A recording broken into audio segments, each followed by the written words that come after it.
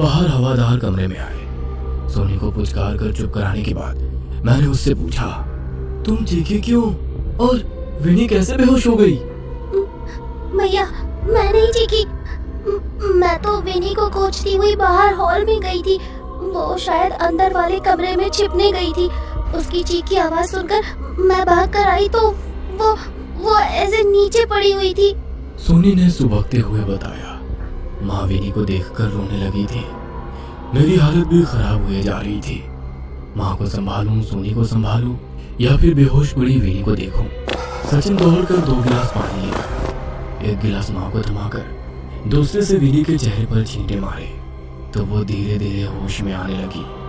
विनी को कुशल मंगल देखकर माँ और सोनी का रोना थम गया था। माँ ने प्यार से विनी के सर पर हाथ रखकर पूछा, क्या हुआ बेटा, तुम बेहोश कैसे हो गई? वो मैं छिपने के लिए जगह ढूंढ रही थी। वहाँ उस कमरे के दरवाजे पर साकल बंद थी और उस पर रक्षा सूत्र बंधा हुआ था। मैंने उसे खोलकर कमरे में जैसे ही प्रवेश किया, वहाँ सब धुआं सा दिखने लगा। कुछ अजीब सी महक आ रही थी। वहीं से मैंने बाहर निकलने की कोशिश की तो लगा जैसे बाहर आने का रास्ता ही खो गया है। मुझे बहुत डर लग रहा था, इसीलिए मैं डर के मारे चीख पड़ी। उसके बाद मुझे नहीं पता मैं यहाँ कैसे आई। विनी ने पानी पीते हुए बताया। मतलब तुम कमरे के अंदर थी तो बाहर कैसे निकली? तुम तो कमरे के बाहर नीचे पड़ी हुई थी, सचिन ने कहा। मुझे नहीं पता भैया, लेकिन मुझे बहुत डर लग रहा है। अब मैं कभी उस तरफ नहीं जाऊंगी, विनी ने जवाब दिया। उस समय विनी को शांत कराना ज्यादा जरूरी था, इसलिए बात को वहीं रफा दफा करके मम्मी उनके लिए हलवा बनाने की तैयारी में लग गई। इस घटना से कुछ बातें मेरे मन में खटक गई थी।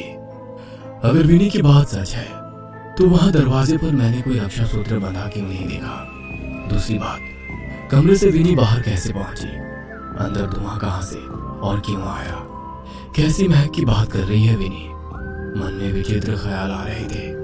बीच बीच में अपने सहपाठियों की भूता कहानी भी याद आ रही थी। आज तक जिन कहानियों को मैं मनोरंजन के लिए सुनता था, आज मुझे उनके बारे में सोच कर सेरन हो रही थी।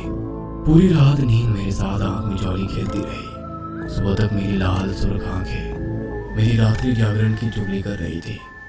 मैं कमरे से बाहर आया तो पता चला विनी को बुखार हुआ है। मैं फिर से चिंतित हो उठा था।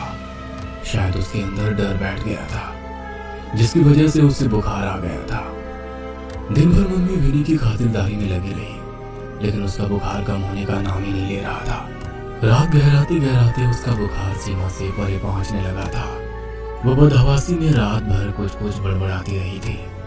सुबह होते ही पापा की सरकारी गाड़ी में उसे अस्पताल ले जाया गया। अगले 3 दिन इसी तरह बुखार में तड़पते बीत गए।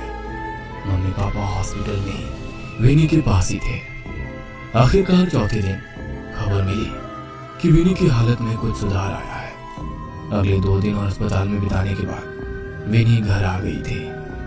विनी हम सबकी जान थी। उसके घर आने से हम सबके चेहरे की रौनक लौट आई थी। सब लोग धीरे धीरे सामान्य हो रहे थे, बस एक को छोड़कर। विनी अब पहले की तरह उछल कूद नहीं करती थी। अक्सर एक जगह पर गुमसुम सी बैठी रहती या हमें खेलते देखती रहती।